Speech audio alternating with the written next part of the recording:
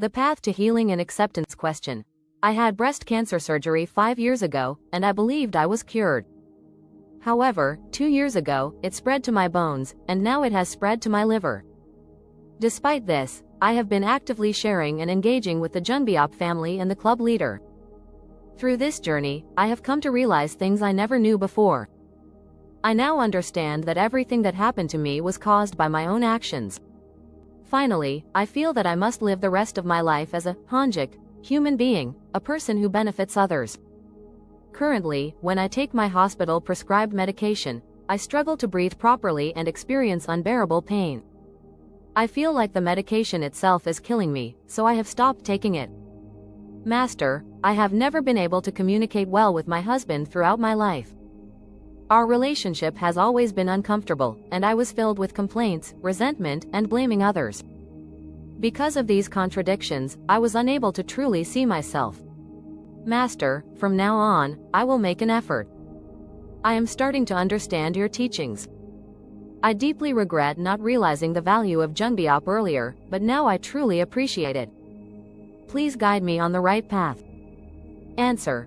When a person suffers from cancer, there are 2 key reasons behind it. Either they have been extremely stubborn, or they have lived in a way that is excessively rigid. Such ways of living can lead to terminal illness. If you want to survive, you cannot approach life the same way as before. When someone is diagnosed with a terminal illness, they usually realize the seriousness of their condition when they are told they have about 3 months to live. It is during this critical period that people desperately seek help from spiritual teachers or others. But why is this period set at 3 months? This is the time given to you as an opportunity to heal. Cancer can be cured if you follow the right path, but if you continue to live incorrectly, nature itself has already sentenced you to death.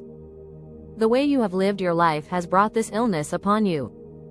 If you had lived differently, you would not have gotten cancer in the first place. People do not face suffering or illness for no reason. It is always a consequence of how they have lived. Even when someone is deceived or wronged by others, it happens because of their own ways of living. So, how can cancer be cured? It is not about trying to cure the disease itself. Instead, you must find the correct way to live. Once you discover that way, you must fully commit to changing your life. If you have been living with a strong sense of stubbornness for a long time, you must now let go of that stubbornness entirely, down to the smallest degree. The more you let go and transform yourself, the longer you will live. If you put in 30% effort, you will extend your life by 30%. If you put in 70% effort, you will extend your life by 70%. If you dedicate yourself 100%, you will have the opportunity to live fully. Think carefully. If you are suffering from illness, it means you have not yet understood how to correct your ways. Illness comes as a sign that you need to reflect on yourself and learn a new way of living. If you wholeheartedly commit to this self-exploration and transformation, even a terminal illness can be overcome. Nature is not punishing you. Instead, it is saying, if you truly dedicate yourself to learning and changing, you will be given another chance at life. This is the lesson of cancer. Even if, despite your efforts, you eventually pass away, you will leave this world without regret.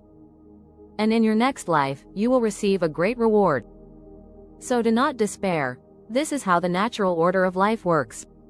If a patient reacts to their illness with frustration and resentment, they will only suffer more and reach death even faster. Remember this. The divine does not only save people. If you fail to reflect on your mistakes, life will become even more difficult. Suffering is not given to punish you, but to teach and correct you.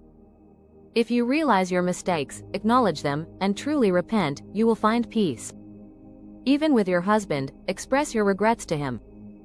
Tell him, I now understand. I am sorry. If you can make amends and organize your thoughts, your journey will be much smoother.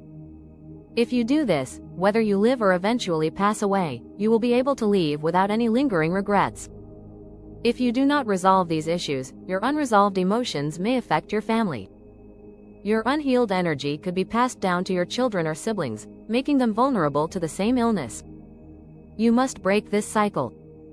If you fail to release these attachments, your spirit may remain trapped near your loved ones even after death, and your unfinished energy could manifest in their lives as illness or hardship. This is why studying Junbiop is no longer optional, it is essential. Simply begging for help will not change anything. If you have done wrong, you must awaken to the truth. Once you gain clarity, you must accept responsibility and correct your ways. This is the path to healing. When someone has cancer, people often say, "That's so unfortunate," but that is not enough. Your life truly begins now. So, gather your strength. Instead of feeling resentful, embrace gratitude. Be thankful for this chance to learn and correct your path. Be thankful for the people around you. Accept everything as it is, without resistance. Those who are meant to survive will survive. Even if you leave this world, make sure you let go of all attachments before you go. Only then will you have lived a righteous life. Simplified summary in English. 1. Causes of cancer. Cancer happens for two main reasons. Living with strong stubbornness, living an extreme or rigid life. The way you have lived brought this illness. Unless you change, recovery is impossible. 2. Principles of healing. Instead of trying to cure cancer, you must change the way you live. Keeping the same mindset will never heal the illness. The more you change, the longer you will live. Change 30% right pointing arrow live 30% longer. Change 70% right pointing arrow live 70% longer. Change 100% right pointing arrow full recovery is possible. 3. What the illness is teaching you. Illness is a message from nature telling you to reflect on your life. If you sincerely reflect and change, nature will give you another chance. Instead of focusing on curing cancer, focus on living the right way. Even if you pass away, if you have no regrets, you will receive a great opportunity in your next life. 4. Your attitude toward illness. Complaining and resentment will only make the illness worse. The universe, or nature, does not just save people, it corrects mistakes. You must let go of stubbornness, complaints, and blame. 5. Fixing relationships with family. If you never communicated well with your husband, now is the time to say, "I'm sorry," and make peace. Do not leave this world with resentment, or your illness will be passed to your children and family. If you hold on to anger, your unresolved energy may affect your loved ones even after your death. 6. How to live moving forward. Let go of the past, stop being stubborn, and live with gratitude. Praying alone is not enough. You must realize your mistakes and take responsibility. If you embrace gratitude, whether you live or pass away, your journey will be complete. 7. Final message. Your true life begins now. Do not resent, instead, learn, accept, and live with no regrets. Let go of attachments so you can leave in peace. Right arrow, change your mindset, let go of burdens, and healing will follow. Healing Journey title. The light beyond the horizon, the morning sun cast a golden glow over the quiet hospital room. Hannah sat by the window, her hands resting on her lap, her frail fingers tracing invisible patterns on the thin fabric of her hospital gown. The sterile scent of antiseptic and the rhythmic beeping of the heart monitor had become familiar companions in the last few months. She had once believed she had defeated cancer. 5 years ago, after surgery and months of grueling treatments, she had walked out of the hospital with hope in her heart. But 2 years later, the shadows crept back, first in her bones, then in her liver. Now, the doctors only spoke in gentle tones, avoiding eye contact when she asked about the future. For a long time, she had fought, clinging to medications that left her breathless, made her body tremble, and stole her sleep. But what was she really fighting against? The cancer, or the truth that she had yet to accept? One evening, a visitor arrived. Master G, an old friend from her spiritual study group, stepped in with a warm smile. He sat beside her, his presence a quiet anchor in the storm of her thoughts. "Hannah," he said gently, "have you made peace with yourself?" She turned away, watching the trees sway outside the window. "I don't know how. My whole life, I was stubborn. I thought I had to be strong, to fight against everything. But now, I feel like the more I resist, the more it hurts." Master G nodded. "Nature does not punish, Hannah. It teaches. Every pain, every illness, it all carries a lesson. Have you listened to what your illness is trying to tell you?" She swallowed hard, tears pricking at her eyes. "I think it's telling me that I need to change. That I have been holding on to so much anger, so much regret." I have never truly forgiven my husband, never truly let go of the past. Master Ji reached for her trembling hands. Then begin now. Let go of blame. Let go of resentment. Open your heart. Whether you have years left or days, the time to live is now. That night, Hannah lay awake, his words echoing in her mind. Her fingers found her phone, and for the first time in years, she called her husband, Kenji.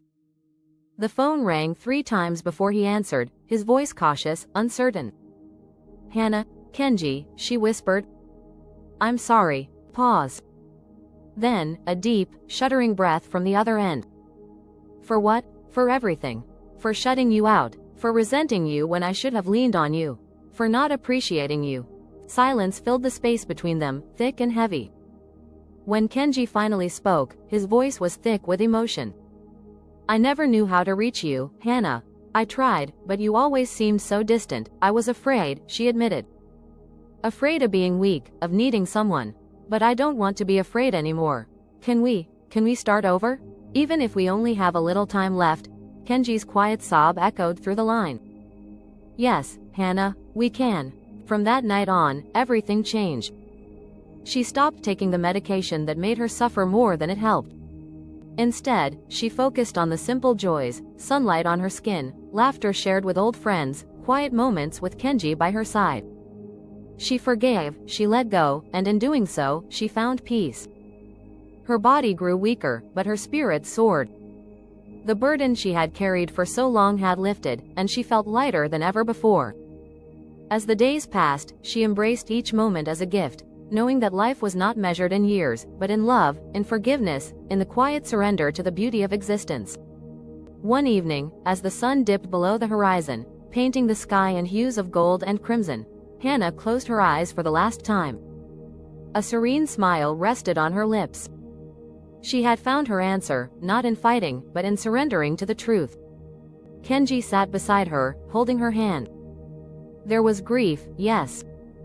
But there was also something else. Peace.